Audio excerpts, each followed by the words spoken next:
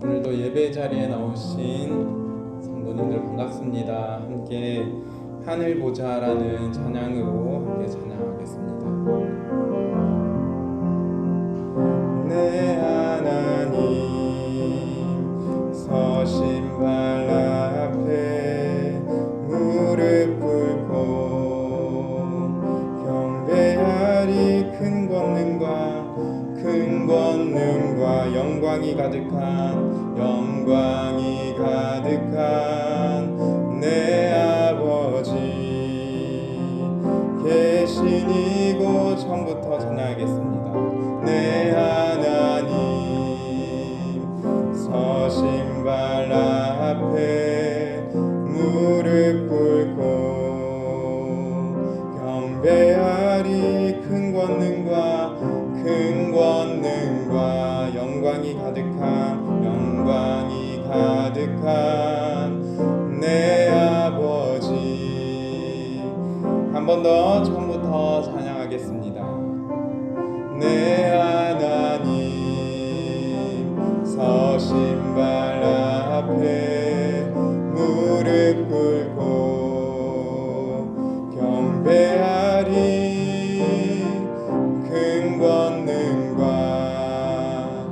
영광이 가득한 내 아버지 계신 이곳. 오 하나님 그 빛난 얼굴 배우며 두 손 들고 나아가리.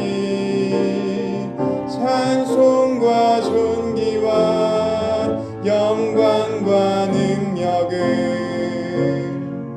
그 하늘 보자. 오 하나님 그 빛난 얼굴. 오 하나님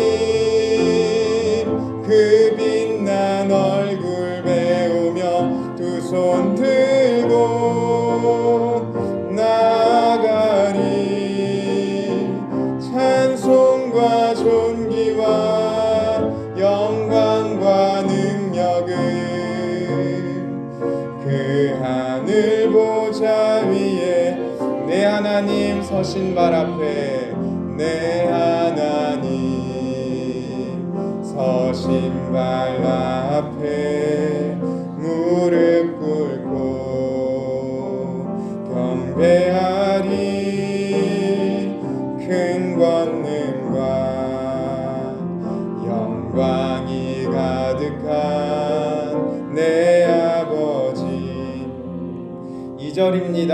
하나님의 그 크신 사랑이, 하나님의 그 크신 사랑이 우리 죄를 사하셨네. 어린 양의 보혈의 은혜로 나 담대히 나아가리. 오 하나님 그 빛난 얼굴 배우며 두 손 들고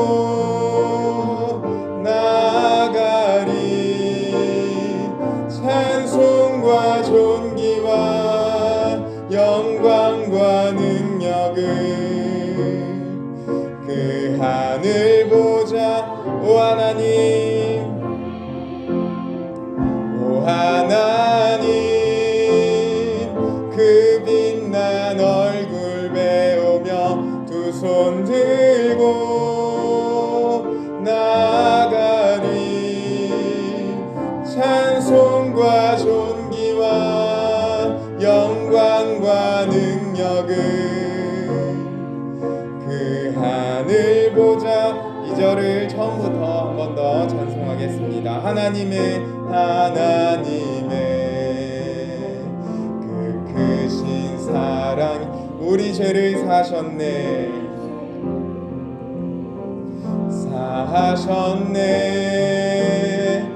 어린 양의 보혈의 은혜로 나 담대히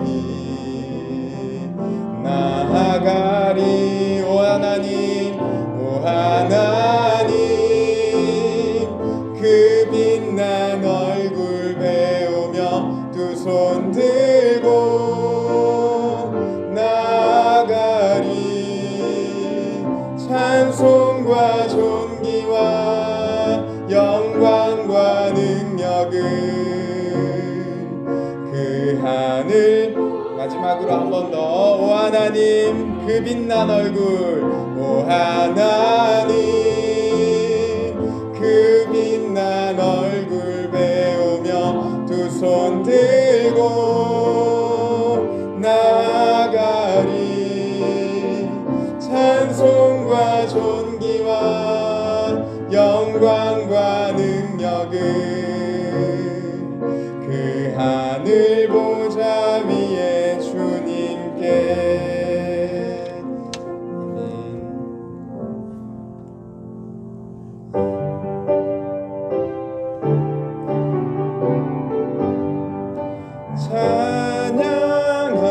찬양하라 복되신 곳에 주 예수. 백성들아 사랑을 전하세. 경배하라 하늘의 천군과 천사. 주님 앞에 영광을 돌리세. 목자같이 우리를 지키시고 종일 품에 늘 안아주시니. 찬양하라 높으신 권세를. 찬양 찬양 찬양 영원히 드리세. 찬양하라 복되신 곳에 주 예수. 우리 대신 죽임을 당했네. 구주 예수 영원한 구원의 소망. 경배하며 겸손히 절하세. 찬양하라 우리 죄 지신 예수. 그의 사랑 한없이 크셔라. 찬양하라 높으신 권세를. 찬양 찬양 찬양 영원히 드리세. 찬양하라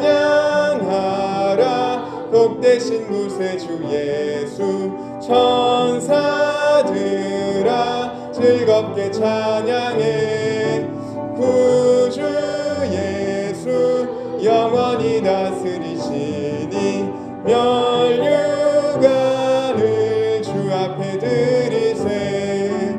구주 예수 세상을 이기시고 영광 중에 또다시 오시리. 찬양하라 높으신 권세를. 찬양 찬양 찬양 영원히 드리세. 예수는 그리스도. 예수는 주. 하나님의 영으로 경배 드. 예수는 그리스도. 예수는 주. 예수는 그리스도.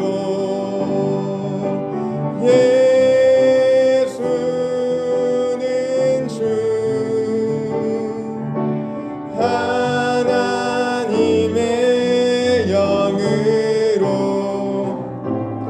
함께 일어서셔서 함께 처음부터 고백하겠습니다. 지존하신 주님 이름 앞에. 지존하신 주님 이름 앞에 모두 무릎 꿇고 다 경배해. 거룩하신 주님 보좌 앞에 엎드려 절. 지존하신 주님 이름 앞에 나아갑니다. 지존하신 주님 이름 앞에 모두 무릎 꿇고 다 경배해. 거룩하신 주님 보좌 앞에 엎드려 절하세. 예수는 그리스도.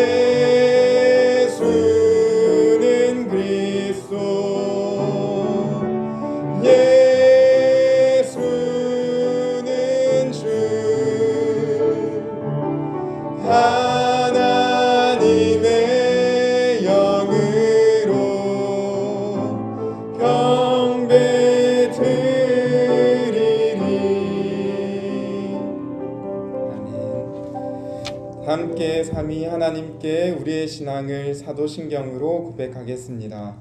나는 전능하신 아버지 하나님 천지의 창조주를 믿습니다.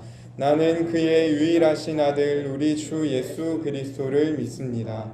그는 성령으로 잉태되어 종령녀 마리아에게서 나시고 본디오 빌라도에게 고난을 받아 십자가에 못 박혀 죽으시고 장사된 지 사흘 만에 죽은 자 가운데서 다시 살아나셨으며 하늘에 오르시어 전능하신 아버지 하나님 우편에 앉아 계시다가 거기로부터 살아있는 자와 죽은 자를 심판하러 오십니다. 나는 성령을 믿으며 거룩한 공교회와 성도의 교제와 죄를 용서받는 것과 몸의 부활과 영생을 믿습니다. 아멘. 찬송가 73장으로 하나님께 찬송을 올려드리겠습니다.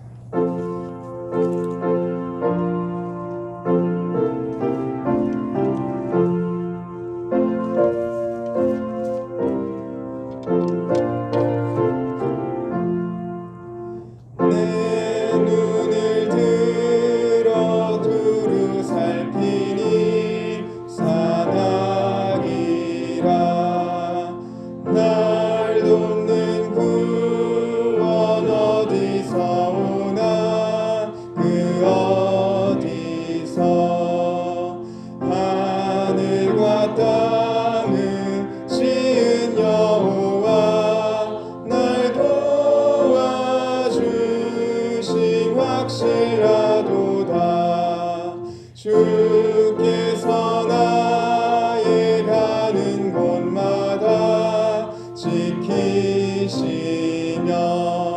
졸지도 않고 깨어 있어서 늘 지키네. 이스라엘을 지키시는 이 쉬지도 않고 살펴주시네. 여호와 나의 보호자시니 늘 지키며 오른팔 들어 보호하시고 그늘 베네. 낮에는 내가 상치 못하며 또 밤에 달이 해치 못하네. 여호와 나의 영혼 지키사 돌보시며 내 모든 죄를 사해 주시고 늘 지키네.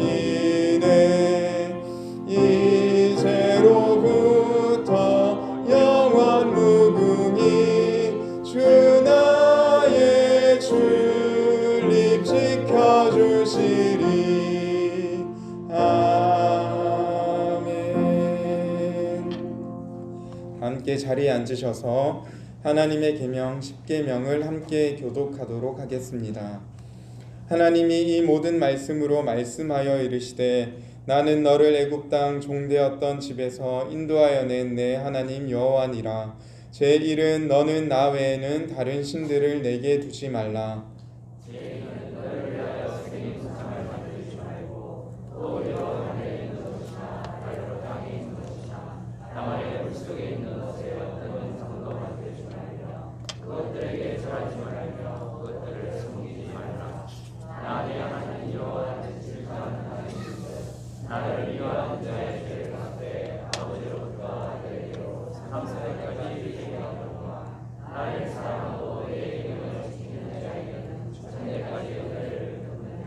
제3은 너는 내 하나님 여호와의 이름을 망령되게 부르지 말라.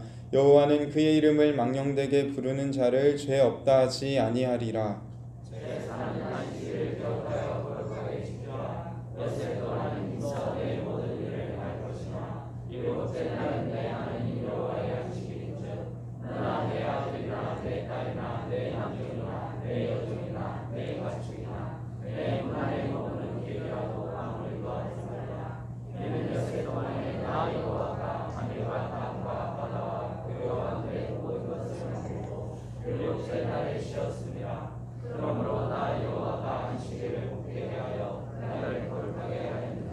제 오는 내 부모를 공경하라. 그리하면 내 하나님 여호와가 내게 준 땅에서 내 생명이 길리라.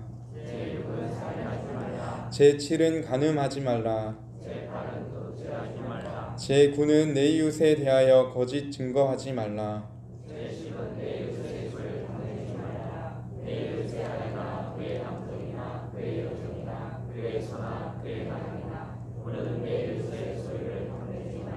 아멘.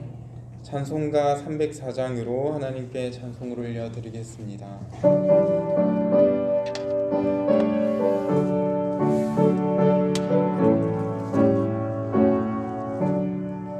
그 크신 하나님의 사랑 말로 다여 용 못하네. 저 높고 높은 별을 넘어 이 낮고 낮은 땅 위에 죄범한 영혼 구하려 그 아들 보내사 감옥 제물 삼으시고 죄 용서하셨네. 하나님 크신 사랑은 증량 다 못하네. 영원히 변치 않는 사랑 성도여 찬양하세. 괴로운 시절 지나가고 땅 위에 영화세할 때 주 믿지 않던 영혼들은 큰 소리 외쳐 울어도 주 믿는 성도들에게 큰 사랑 베푸사 우리의 죄 사했으니 그 은혜 잊을까. 하나님 크신 사랑은 증량 다 못하네. 영원히 변치 않는 사랑 성도여 찬양하세. 하늘을 두루마리 삼고 바다를 먹물 삼아도 한없는 하나님의 사랑 가기로 갈 수 없겠네. 하나님의 크신 사랑 그 어찌 닿았을까. 저 하늘 높이 쌓아도 채우지 못하리. 하나님 크신 사랑은 증량 다 못하네. 영원히 변치 않는 사랑 성도여 찬양하세.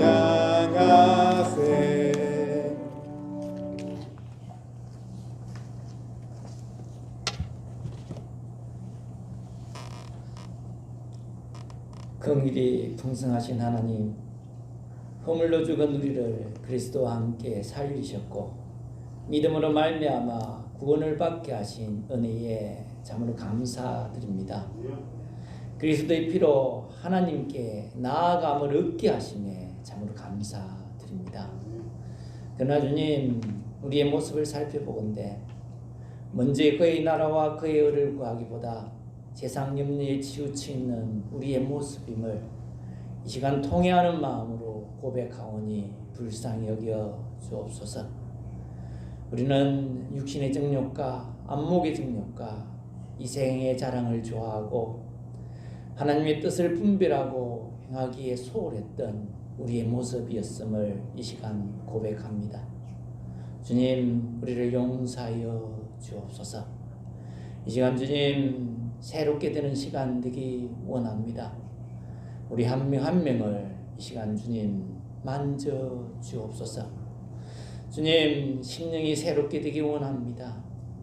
하나님의 뜻을 따라 의와 진리로 거룩함으로 지음받는 새 사람으로 들이기 원합니다. 우리를 새롭게 하소서. 주님, 우리의 입술을 통하여 덕을 세우는데 소용되는 선한 말을 하게 하옵소서. 만나던 이들에게 친절하게 대하며 불쌍히 여기며 서로 용서하는 사람 되게 하옵소서. 우리의 입술을 통하여 참된 것을 말하고 우리가 선한 일을 행하는 그런 사람 되게 하옵소서. 참으로 주님, 주님의 빛된 삶, 소금된 삶을 이 세상에 나타나는 우리 모든 성도님들 한 사람 한 사람 되도록 주님 은혜를 다하여 주옵소서. 주님, 이 시간 이 나라의 위정자들을 위하여 주님 앞에 간구합니다. 이 나라에 참으로 공의와 정의로운 국가가 되길 원하온데 주님, 특별히 이번에 세우신 많은 국회의원들 위해 함께하여 주옵소서. 사랑하는 주님, 그들이 참으로 법은 그 근원이 하나님의 말씀에 있음을 깨달아 알도록 역사하여 주옵소서. 주님, 역사 속에서 하나님이 그들을 세우셨고 그들 하나님 여러 가지 법을 세우고 새로운 법을 개정할 때에 참으로 하나님의 말씀을 기준하여 세워지고 이 나라가 운행될 때에 하나님이 준비하신 복을 누리는 이 나라가 되게 하여 주옵소서. 주님, 특별히 이번 주간은 많은 직장인들이 휴가를 가지며 여러 학교들이 방학을 합니다. 이 쉼을 통하여 참으로 인생의 참 쉼을 배우는 귀한 시간 되게 하옵소서. 자연을 바라보며 하나님의 섭리를 배우는 시간 되게 하시며 자연을 참으로 지켜 보호하는 우리의 마음들 되게 하여 주옵소서. 가족 간의 진솔한 대화를 나누는 그런 시간 되게 하시며 그 무엇보다도 말씀을 읽고 묵상하며 기도함으로 주님을 깊이 알아가는 참 쉼을 얻는 귀한 휴가와 방학이 되도록 주님 역사하여 주옵소서. 주님, 어떠한 모습으로 주님 앞에 나왔습니까? 마음의 문제를 가지고 나온 이들 있습니까? 주님, 위로받는 시간 되게 하시며 여러 가지 질병을 가지고 나온 이들 있습니까? 주님, 이 시간 어루만지시어 낫는 역사 있게 하옵소서. 특별히 하나님, 여러 가지 직장의 문제, 결혼의 문제, 여러 가지 자녀의 문제, 짝믿음의 가정에 하나님 구원을 위한 여러 가지 기도의 제목들, 각각의 기도의 제목들 주님 들어 응답하여 주옵소서. 그 무엇보다 하나님, 육신의 아픔으로 주님 앞에 나오지 못한 이들이 있습니까? 이 시간 하나님 기도하는 마음으로 그들이 나아갈 때에 우리에게 주시는 은혜와 동일한 은혜가 그들에게 임하게 하옵소서. 이 시간 하나님 말씀 들고 서시는 귀한 목사님, 늘 하나님 영적인 능력을 다하여 주시며 육신의 강건함을 붙들어 주시며 하나님 성도들을 위하여 기도하고 말씀을 묵상할 때마다 하나님이 어루만지시는 놀라운 체험들이 가득한 귀한 목사님 되도록 은혜를 다하여 주옵소서. 주님, 오늘도 예배를 위하여 이 모습 저 모습으로 수송되는 모든 이들에게 주님의 평안이 가득한 시간 되게 하옵소서. 오늘도 감사드리며 이 모든 말씀 우리 주 예수 그리스도 이름으로 기도드립니다. 아멘.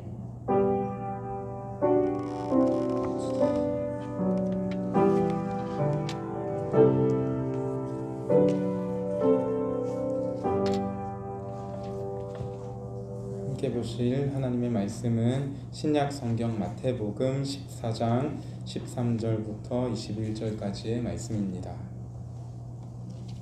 신약 성경 마태복음 14장 13절부터 21절까지의 말씀입니다. 교독하도록 하겠습니다. 제가 먼저 읽겠습니다. 예수께서 들으시고 배를 타고 떠나사 따로 빈들에 가시니 무리가 듣고 여러 고을로부터 걸어서 따라간지라.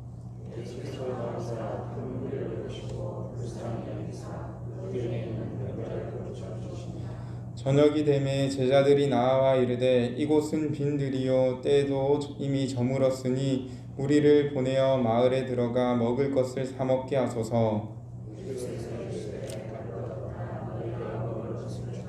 제자들이 이르되 여기 우리에게 있는 것은 떡 5개와 물고기 2마리 뿐이니이다. 무리를 명하여 잔디 위에 앉히시고 떡 5개와 물고기 2마리를 가지사 하늘을 우러러 축사하시고 떡을 떼어 제자들에게 주시매 제자들이 무리에게 주니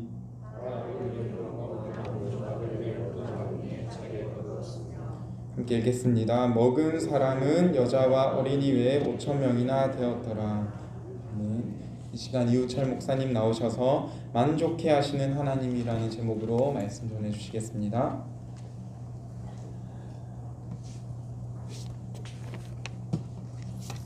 잠깐 기도하겠습니다. 은혜가 풍성하신 하나님 아버지, 오늘 하나님의 은혜와 긍휼과 주님의 자비가 필요한 주님의 백성들이 이 자리에 나와 하나님의 은혜를 간구할 때에 우리 속에 하나님의 능력과 힘을 허락하여 주시고 하나님 앞에 기도의 응답과 우리의 인생의 문제가 해결받는 은혜 있게 하여 주옵소서.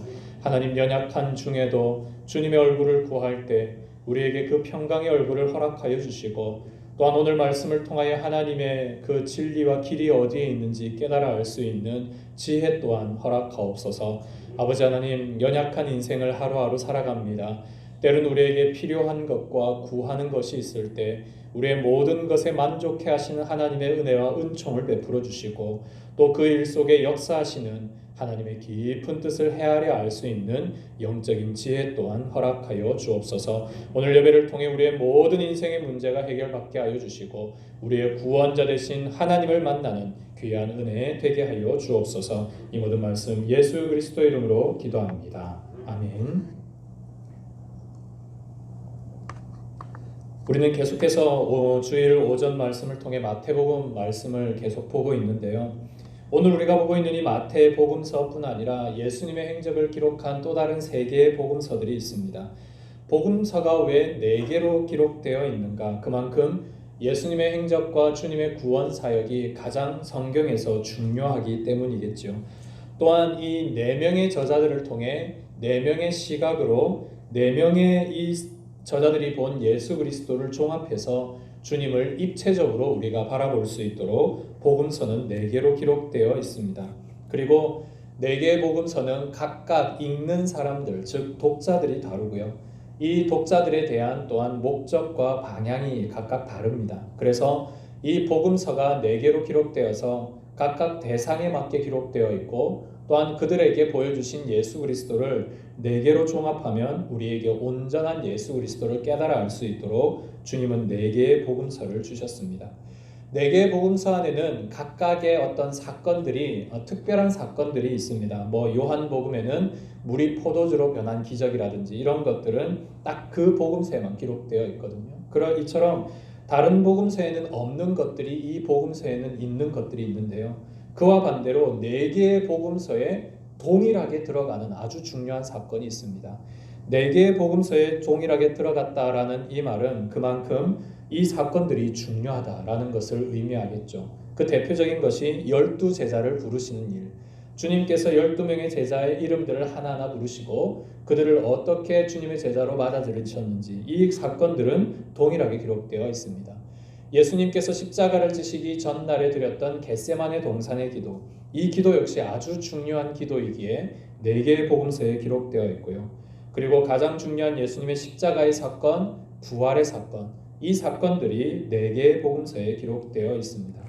그리고 오늘 또 중요한 한 가지 사건이 있는데요. 그것이 바로 오늘 우리가 보고 있는 본문의 즉 오병이어의 사건, 보리떡 5개와 물고기 2마리를 주님께서 먹이셨던 이 중요한 사건이 또한 동일하게 기록되어 있습니다. 이 4개의 복음서에 기록되어 있는 사건 중에 유일하게 기적의 사건이 바로 이 오병이어의 기적인데요. 말씀드린 것과 같이 예수님께서는 수많은 기적들을 우리에게 보여주셨습니다. 물이 포도주로 변하는 그 첫 번째 기적으로부터 시작해서 수많은 병자들을 고쳤죠. 걷지 못하는 자, 눈을 보지 못하는 자, 나병한 자, 수많은 종류의 환자들을 다 고쳐주셨습니다. 심지어는 죽은 자들도 살려주셨죠. 이런 기적의 일들이 4개의 복음서에 다 기록되어 있지는 않습니다. 그런데 유일하게 기록된 기적의 일 중에 오늘 이 본문의 오병이어의 사건만이 기록되어 있다. 이것은 뭔가 주님의 구원의 사건 중에 아주 중요한 의미가 있음을 암시하고 있습니다. 먼저 오늘 여러분 우리가 보고 있는 마태복음 14장 13절 위에 보시면요. 이 복음에 기록되어 있는 오병이어의 사건이 다른 복음서 어디에 기록되어 있는지 장수가 아마 나와 있을 겁니다. 마가복음 6장, 누가복음 9장, 그리고 요한복음 6장입니다. 이 4개의 복음서의 내용을 여러분 오늘 집에 돌아가시고 난 이후에 한번 쭉 다시 한번 꼼꼼히 읽어보시기 바랍니다. 이 4개의 복음서를 읽어보시면 오늘 이 오병이어의 사건을 조금 더 입체적으로 재조명해 볼 수 있는데요. 이 4개의 복음서를 가지고 오병이어의 사건의 줄거리를 여러분들에게 다시 한번 말씀드리겠습니다. 예수님께서 사역의 여러 가지 일들을 그 어떤 한 지역의 사역을 마무리하시고 다른 지역으로 건너가셨습니다. 그리고 강 건너 그 지역에 있는 빈들에 머물고 계셨는데요. 이 소문을 많은 사람들이 듣게 된 것입니다. 그래서 예수님이 저쪽 강 건너 빈들에 계시다라는 사실을 듣고 수많은 사람들이 그 강을 돌아서 예수님께 찾아온 것이죠. 예수님이 그토록 많은 사람들이 예수님을 따라온 것에 대하여 그들의 불쌍히 여기셨습니다. 특별히 그들 중에 병자들이 많음을 보고 병을 한 명 한 명 다 고쳐주셨죠. 사람들이 막 주변에서 병이 낫는 기적의 일들이 막 일어나니까 환호하기 시작하고요. 어떻게든 예수님께 자기가 가지고 있는 질병, 자기가 가지고 있는 문제들을 해결받기 위해서 그 예수님 주변에 수많은 무리들이 모여 있었습니다. 그러자 예수님은 병도 고쳐주실 뿐 아니라 또 하나님의 복음의 말씀도 증거해 주셨죠. 그럴 때 그 시간이 상당히 길어지게 된 것입니다. 그래서 그 시간이 저녁 때까지 이르렀고요. 이제 그곳에 올 때 예수님께 나올 때 음식을 가지고 온 사람들이 얼마나 많았겠습니까? 이 사람들을 보면서 제자들이 말합니다. 예수님, 저들이 저녁 먹을 때가 되었는데 저들을 돌려보내시거나 아니면 음식을 사오게 하셔서 음식을 먹을 수 있게 해 주십시오 라고 간청을 합니다. 그때 예수님이 자기의 제자 중에 있는 빌립에게 이렇게 질문을 하는데요. 어디서 떡을 사서 먹일 수 있겠느냐? 너희들이 어디서 떡을 사와서 이 많은 사람들을 먹일 수 있겠느냐? 라고 말하니 빌립이 얘기합니다. 최소 200데나리온이 있어야 이들에게 음식을 조금이라도 먹고 허기를 덜 수 있습니다. 라고 말합니다. 이 한 데나리온은 하루 품삯을 말하거든요. 우리가 하루 노동을 해서 버는 품삯인데요. 200명분의 품삯을 가지고 최소인분의 음식을 사야만 지금 여기에 모여있는 수많은 사람들의 배를 조금 채울 수 있다라고 그렇게 빌립이 계산해서 말씀을 합니다. 그러자 예수님이 또 한 가지 질문을 하죠. 너희들이 구해서 먹을 것을 주어라. 너희들이 먹을 것을 주어라 라는 좀 당황스러운 말씀을 합니다. 그러자 베드로의 형제였던 안드레가 이렇게 얘기합니다. 여기에 한 아이가 있는데 이 아이가 도시락을 싸왔습니다. 이 아이가 가지고 있는 것이 보리떡 5개와 물고기 2마리인데 이것으로 어떻게 이 수많은 사람들을 먹일 수 있겠습니까? 이게 우리의 전부인데 이것을 어떻게 하겠습니까? 라고 말씀합니다. 그러자 예수님이 제자들에게 명령하죠. 너희들이 사람들을 50명씩 100명씩 무리 지어서 앉게 해라. 그리고 지금 이 소년이 갖고 온 음식을 나에게 가져와라 라고 말합니다. 그러자 이 예수님께서 그 음식을 받으시고 축사하시죠. 하늘 아버지께 일용할 음식에 대해서 감사하고 이 음식을 주신 하나님 앞에서 이 음식이 하나님의 놀라운 기적의 일들을 베풀 수 있도록 축사하신 이후에 제자들에게 그 음식을 떼어주는데요. 그 음식이 결코 줄어들지 않는 겁니다. 그래서 12명의 그 제자들과 그 무리들 가운데 모든 사람이 배불리 먹을 만큼 그냥 단순히 허기를 채운 게 아니라 배가 불러서 도저히 먹지 못할 만큼 충분히 먹을 수 있도록 그들에게 다 배급을 했었고요. 예수님이 그 남은 것을 다 거두라 라고 해서 그 거두었더니 12바구니에 가득 찼었습니다. 그리고 이때 이 음식을 먹었던 사람이 남자만 5,000명. 거기에는 여자도 있었을 거고요. 어린아이도, 오늘 여기에 오병이어를 갖고 온 어린아이도 있을 거고 이렇게 수많은 무리들이 있었습니다. 최소 남자 이상의 숫자들, 다른 제외된 숫자들이 있었다라고 생각하면 그 수가 엄청나게 많다라는 사실을 우리가 짐작할 수 있습니다. 이것이 지금 오늘 우리가 보고 있는 본문의 오병이어의 사건의 줄거리입니다. 제가 청년 때부터 들었던 오병이어 이 사건과 관련된 찬양이 하나 있는데요. 제목도 말 그대로 오병이어입니다. 그 가스펠 찬양의 가사가 이렇는데요. 오병이어 한 소년이 들었던 보리떡 5개, 오병이어 한 소년이 들었던 물고기 2마리, 거기에는 완전한 나눔이, 거기에는 참된 기쁨이, 나누는 사랑에는 자기 것 찢기는 희생과 아픔이 있지만 그곳엔 평안과 기쁨이 있어, 그곳엔 감격과 확신이 있어, 세상의 가치로 매길 수 없는 놀라운 힘이 있어요. 우리의 것을 드려요. 우리의 오병이어 드려요. 작지만 소중한 우리들의 오병이어 드려요. 오병이어가 일어난 가장 중요한 원인이 바로 이 소년이 들고 온 도시락, 이가 갖고 온 보리떡 5개와 물고기 2마리, 이것 때문에 예수님이 감격하고 또 그 사람들에게 많은 것을 먹이셨다. 그가 가지고 온 것이 작지만은 주님이 크게 역사하셨다라는 은혜로운 찬양입니다. 이 찬양을 들으면 나도 주님께 내가 비록 가진 것은 적지만 주님 앞에 내 작은 것을 드림으로, 내 작은 달란트를 열심히 사용해서 하나님 앞에 드림으로 하나님께서 크신 능력으로 이루실 것을 기대하며 소망하는 신앙, 그런 헌신을 다짐하는 그런 은혜의 찬양이었고, 오늘도 이 찬양을 들으면 대단히 도전이 되는 곡이기도 합니다. 그런데 이 찬양의 가사들을 곰곰이 생각해 보면서 과연 이 소년이 예수님께 기꺼이 자기가 가지고 있던 이 도시락을 주님 앞에 드렸었나? 그리고 예수님은 그가 가지고 온 도시락, 그 작은 헌신에 감격해서 수많은 사람들에게 이 아이의 믿음을 칭찬하며 이 기적을 베풀어셨는가? 그것을 고민하면서 오늘 본문, 4개의 본문을 제가 유심히 다 살펴보았습니다. 그런데 아무리 성경 4곳을 읽어봐도 소년이 예수님께 가져온, 기꺼이 드렸다라는 이러한 내용을 찾아볼 수 없었고요. 그리고 예수님이 이 아이가 드린 것에 감격하고 감동해서 기적을 베푸셨다, 이런 것도 아니었습니다. 그렇다면 예수님이 도대체 왜 이 기적의 일, 오병이어의 기적의 사건을 우리에게 베풀어 주셨고 그 이 말씀 가운데 들어있는 교훈이 뭘까? 우리가 그것을 한번 좀 찾아보려고 합니다. 우리가 기적이라는 말을 들으면 먼저 떠오르는 대표적인 기적이 있죠. 구약에 있는 홍해의 기적입니다. 출애굽 사건 때 그 홍해가 갈라지고 그곳에 수많은 이집트 군대가 수장되는 사건. 이것은 믿는 우리뿐 아니라 믿지 않는 많은 세상 사람들에게도 잘 알려진 기적적인 일이죠. 수많은 영화로도 만들어질 만큼 대단히 놀라운 기적의 일입니다. 이런 구약의 기적이 있는가 하면 오늘 우리가 보고 있는 신약의 이런 오병이어의 기적의 사건도 있죠.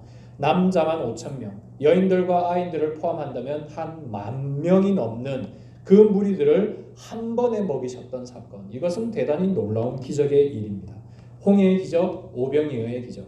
이런 기적들을 우리가 들으면 우리가 어떻게 하나님께서 이런 일을 할 수 있었을까? 내가 그 자리에서 한번 이 기적을 보았으면 좋겠다. 한번 목적했으면 좋겠다. 이런 마음들이 많습니다. 그리고 이 기적을 베푸시는 하나님, 이 기적의 중심에 계신 예수님이 얼마나 대단하고 놀라운 분이신가라는 것을 깨닫게 됩니다. 그런데 여러분, 기적의 일들이 우리에게는 대단히 놀라운 일이잖아요. 대단히 이렇게 환상적이고 대단히 뭔가 기대가 되는 일이지 않습니까? 그런데 하나님 편에서는 이러한 기적들은 그렇게 큰 일이 아닙니다. 마치 우리가 집에서 설거지를 하고 전구를 갈아 끼우는 것과 같은 일상적인 일, 이것이 바로 하나님의 이 기적의 일이죠.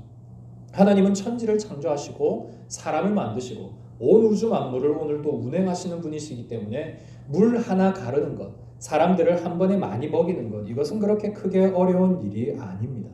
그런데 왜 주님께서 우리에게는 대단하지만 주님께서는 일상적인 이 기적을 베풀어 주시는가?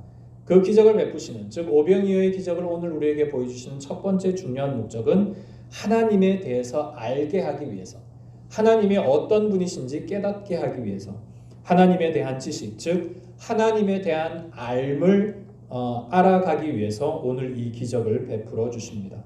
홍해의 기적을 통해서 그들에게 보여주신 것은 하나님이 살아계시구나, 하나님이 이집트의 신보다 크구나, 하나님이 우리를 구원해 주시는 구원자이시구나, 하나님이 이 모든 자연 만물도 운행하시는 창조주 하나님이시구나, 이런 것들을 깨닫게 하시는 것에 그 기적의 의미들이 있습니다. 오병이어도 마찬가지죠. 인간의 몸을 입고 온 하나님, 예수님으로 오신 그 하나님이 우리를 오늘도 먹이시고 입히시는 전능하신 분이시구나. 마치 사랑하는 자식에게 밥을 차려주시는 어머니와 같이 그 아들의 허기를 채워주시는 그 아버지와 같은 모습으로 보여주시는 것이 오늘 이 오병이어의 중요한 기적의 의미입니다. 여러분, 어떤 가정에서 어떤 부모님이 자식이 못났다고 해서 자식을 굶기는 부모님을 보신 적이 있으십니까? 취직을 못했다고 해서, 아이가 장가를 못 갔다고 해서, 공부를 좀 못한다고 해서 아이를 굶기는 부모는 이 세상에 없습니다. 예수님도 마찬가지죠. 하나님이 우리의 아버지 되시고 그 아버지 되신 하나님이 육신의 몸을 입고 예수님으로 이 땅에 계시는데 그 예수님이 저녁 늦도록 이 수많은 무리들이 허기져서 굶주려서 영적으로나 육적으로 그렇게 기갈해 있는 상황을 보는데 예수님의 마음이 편할 리가 없으셨죠. 이들에 대한 긍휼의 마음이 많으셨습니다. 오늘 4개의 복음서를 읽어보면 예수님이 그들을 불쌍히 여기셨다. 목자 없는 양같이 그들이 유린당하는 것을 보고 긍휼히 여기셨다라는 말씀이 등장합니다. 그처럼 예수님이 우리를 불쌍히 여기셨고요. 이들이 말씀을 듣고 병고침을 받는데 이들이 저녁 늦도록 허기진 것에 이 자식들을 그대로 둘 수가 없었어요. 그래서 예수님께서는 기적을 통해서 한 번에 이 사람들에게 음식을 먹여주십니다. 그래서 육신적으로도 배를 부르게 하고요.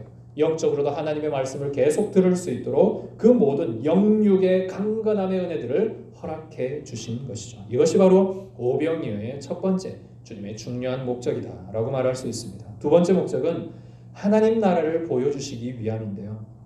이 일에 대하여서는 누가복음 9장 11절을 보면 알 수 있습니다. 거기에는 이렇게 기록되어 있는데요. 무리가 알고 따라왔거늘, 무리가 따라온 겁니다. 예수님을 따라왔는데 예수께서 그들을 영접하사 하나님 나라의 일을 이야기하시며 병 고칠 자들을 고치시더라. 예수님이 수많은 무리들의 병만 고치신 게 아니고요. 병을 고치시면서 동시에 무엇을 하셨냐면 하나님 나라의 일, 즉 천국의 일을 말씀하셨다. 복음의 메시지를 말씀하셨다라는 것입니다. 우리가 지난주에 씨 뿌리는 비유를 통하여서도 그 장수 가운데 등장하는 수많은 비유들이 다 천국의 비유이지 않습니까? 우리가 천국의 비유와 천국에 합당한 천국 백성의 비유가 예수님의 복음의 핵심이었고요.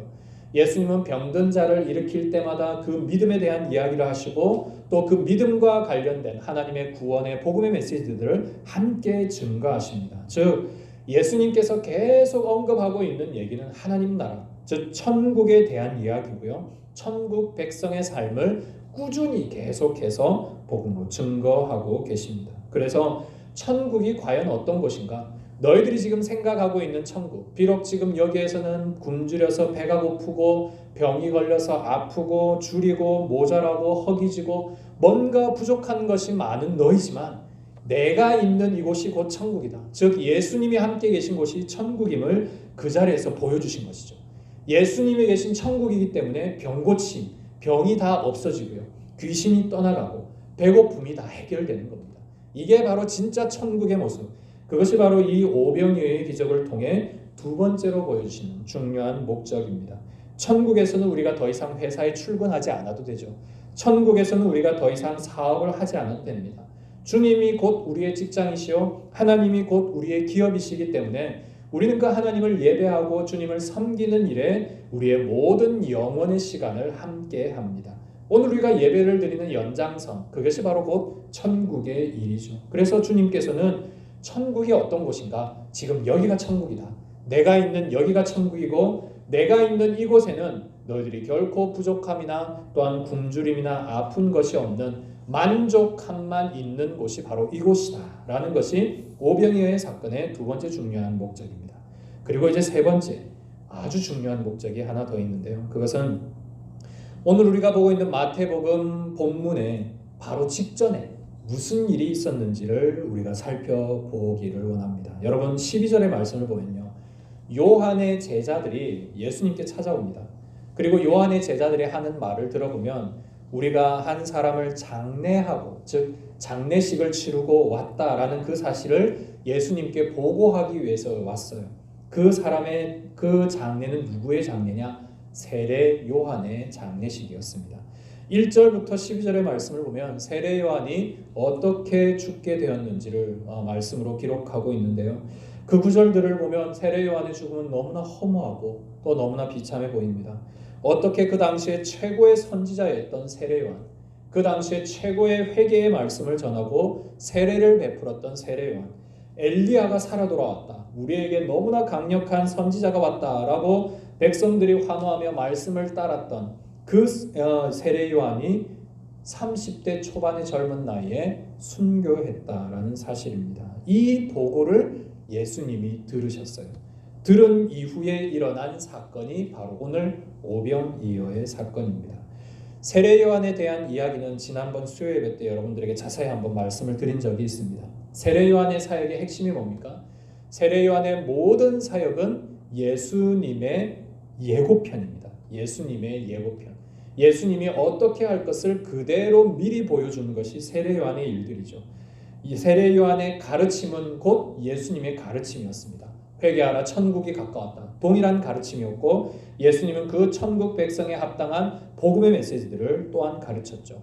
세례 요한은 물 세례를 통해 회개를 촉구했고 예수님은 불 세례, 성령 세례를 통해 하나님의 놀라운 구원과 회개의 메시지를 증거했습니다. 그리고 오늘 여기에 보이는 세례 요한의 죽음, 이것은 결코 세례 요한 한 사람만의 죽음이 아니라 이 죽음이 예수님의 죽음과 연결되어 있다라는 것을 암시합니다. 즉 세례 요한이 이렇게 죽은 것은 예수님의 죽음의 예고편이다라는 사실입니다. 세례 요한이 죽었다라는 사실은 예수님의 죽음이 곧 다가온다라는 것을 암시하는 것이죠. 그러한 상황 속에 예수님이 오늘 이 기적을 베풀었다라는 사실을 우리가 주목해야 합니다. 왜 이 일에 대한 중요성이 부각되는가? 그 일에 대한 근거가 요한복음 6장에 있습니다. 여러분 요한복음 6장을 한번 펴보십시오. 요한복음 6장 4절의 말씀입니다.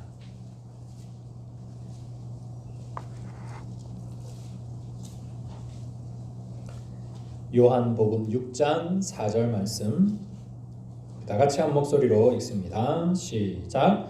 마침 유대인의 명절인 유월절이 가까운지라. 요한복음 6장에 보시면 우리가 좀 전에 보았던 마태복음 14장보다 조금 더 자세하게 이 오병이어의 사건을 기록하고 있습니다. 그 요한복음 6장에는 빌립과 안드레 이 제자의 이름들과 그들의 대화 내용이 들어있고요. 그리고 오병이어를 가지고 온 사람이 바로 이 어린아이다라는 사실이 기록되어 있습니다. 보다 조금 더 세밀하게 기록되어 있는 것이 6장의 일인데 이 6장에서 이야기하고 있는 아주 중요한 핵심, 그것은 제자들과의 대화도 아니었고 이 오병이어를 가지고 온 어린아이도 아니고요. 이때가 언제냐가 더 중요합니다. 그래서 예수님의 오늘 이 기적의 일을 베풀었을 때가 언제냐, 세례 요한의 죽음의 때가 언제냐, 그때가 바로 유월절 때다라는 것을 말씀하고 계십니다. 예수님께서 십자가를 지실 때의 그때도 유월절이죠, 여러분. 예수님은 유월절에 어린 양으로 출애굽기 때 죽임을 당했던 그 어린 양의 피로 유대인들이 구원받지 않습니까? 그와 똑같이 예수님이 그 유월절에 피를 흘려주심으로 모든 인류가 구원을 받습니다. 그때가 유월절인데요. 지금 이 오병이어의 사건이 언제냐? 예수님이 십자가 지시는 그 유월절 바로 1년 전이다라는 사실입니다. 그래서 지금 이제 예수님에게 남아있는 육신적인 시간, 이것이 바로 1년이다라는 것을 보여주는 것.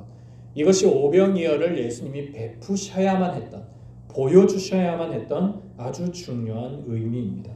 세례 요한의 죽음으로부터 예수님은 자신의 모든 사역이 이제 1년여 시간밖에 남지 않았다라는 사실을 직감하게 됩니다. 물론 예수님은 이 모든 것도 다 아시고 오셨죠. 구원의 모든 계획 다 가지고 오셨기 때문에 이것은 예수님에게 놀라운 일이 아닙니다. 이미 알고 계셨던 일이죠. 그럼에도 불구하고 예수님에게 남아있는 1년, 이 1년의 시간 동안 이 백성들에게 전해야 될 구원의 긴급성, 하나님의 아들이신 예수님, 즉 메시아를 알려줘야만 하는 그런 시급함이 이들에게 더 있었다라는 사실입니다.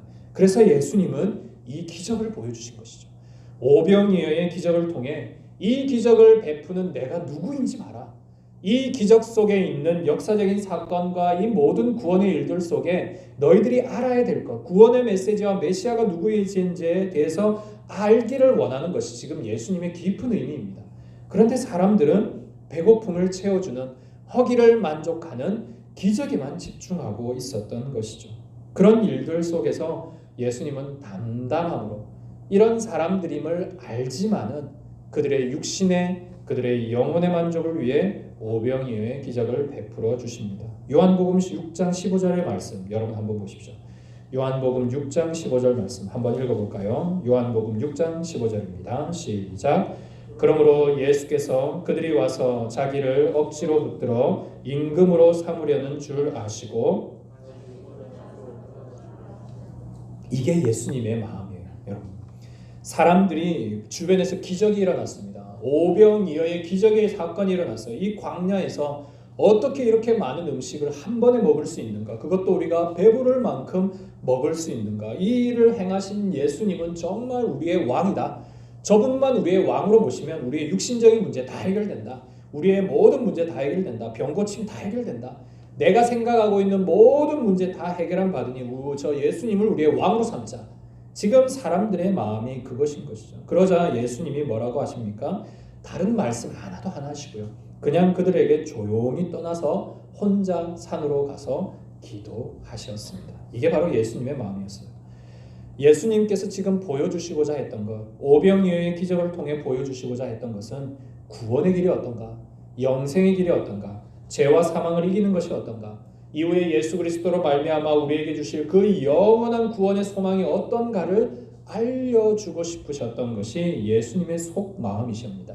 그런데 이것에 대해서 알아차리는 사람이 없었죠. 예수님이 몰랐을까요? 아십니다. 아셔도 기적을 베푸셨죠.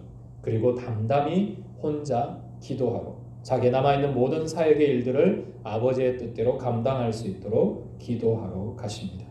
여러분, 이것이 오병이어의 결론입니다. 우리가 오병이어 생각하면 주님께서 우리를 먹이신 기적의 일들에 우리가 때론 주목할 때가 많습니다. 그리고 그 기적을 베푸신 주님께 오늘도 우리에게 기적을 베풀어 달라라는 은혜의 간구를 할 때가 많죠. 또 아까 말씀드렸던 그 찬송의 가사와 같이 주님께 우리의 작은 헌신을 한번 드려볼까, 그렇게 다짐하는 것이 오병이어의 그런 결론이기도 했습니다. 그런데 오늘 여러분 집에 가셔서 꼭 4개의 복음서에 들어있는 오병이어의 말씀을 여러분 많이 한번 읽어보십시오. 예수님께서 왜 이 기적을 베푸셨을까? 오늘 나에게, 이 이스라엘 백성들 말고요, 오늘 나에게 주님은 뭘 원하셔서 이 오병이어의 말씀을 오늘 나에게 들려주실까? 우리는 때로는 그 기적이 한번 현장에 가봤으면 하는 바람이 있죠. 저 역시도 마찬가지입니다. 한번 직접 보면 더 잘 믿을 것 같아요. 그런데 여러분, 결론이 그런가요? 성경은 그렇다 않다라고 말하고 있죠. 수많은 기적을 보았어도 그들에게 여전히 분별함이 없었고요. 예수님의 마음의 뜻을 아는 자가 없었다라는 사실입니다. 그래서 오늘 우리는 이 오병이어의 기적을 다시 한번 이 목적이 무엇인지를 되새기기를 원합니다. 3가지 목적. 예수님이 누구인가? 예수님이 도대체 나에게 어떤 분인가? 천국이란 어떤 곳인가? 그리고 예수님의 이 구원의 핵심, 예수님께서 궁극적으로 나에게 보여주시고자 했던 이 죽으심의 의미, 구원의 의미가 도대체 무엇인가? 이것을 우리가 오병이어를 통해 발견하기를 원합니다. 그럼에도 불구하고 주님은 우리를 긍휼히 여겨주시는 분입니다. 오늘 우리는 먹어야 되고요, 자야 되고, 입어야 됩니다. 직장생활과 여러가지 경제생활, 사회생활 다 해야 되죠. 필요한 것 있습니다. 주님 아세요. 그래서 아픈 것도 치유해 주시고 어려운 문제도 해결해 주십니다. 우리가 하나님